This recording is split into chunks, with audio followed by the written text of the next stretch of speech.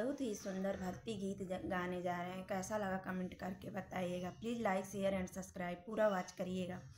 सबके दुअरवा का ना गैया चराएं, हम त जानी गैया सारा हिरन के, रहिया बुलाई गैल मधुबन के।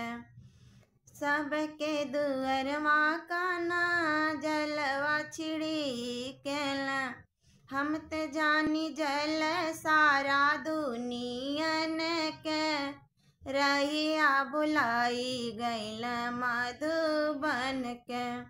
बांध चोटी कान्हा टिकवन के, रहिया बुलाई गैल मधुबन के।